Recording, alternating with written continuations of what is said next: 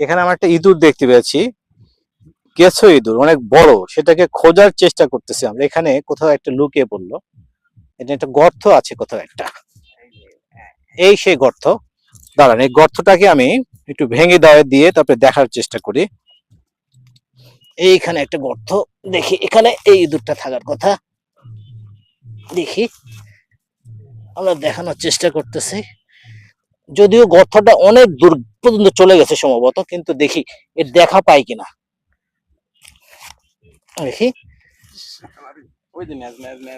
ওই যে নেজ দেখুন। এইবার এই ইঁদুরটাকে পেয়ে গেছি আমরা, দেখুন এই যে নেজ দেখতে পেয়েছেন।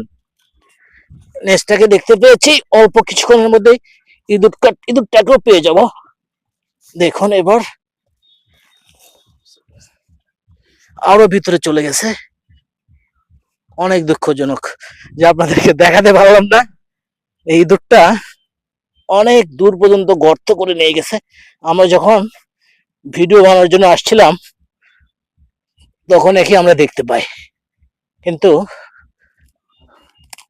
দুঃখ থেকে গেল যে আপনাদেরকে দেখাতে পারলাম না। সরি, আপনাদেরকে দেখাতে পারলাম না, এই জন্য সরি। দর্শক, আমরা চেষ্টা করছি, দেখা যাক এটাকে খুঁজে পাই কিনা আমরা।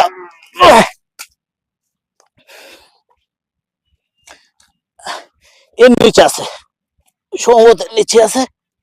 কামড়ে দিবে না তো? দেখুন, এই সেই ইঁদুর। এই যে আরেকটা গর্তের মধ্যে ঢুকে গেছে, এই দেখুন। অবশেষে আমরা এই ইঁদুরটা দেখা পেলাম।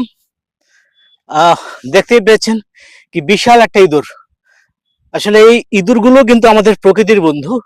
এটা শুধু ফসলের ক্ষতি করে না, কিন্তু আমাদের পরিবেশেরও অনেক উপকারে আসে।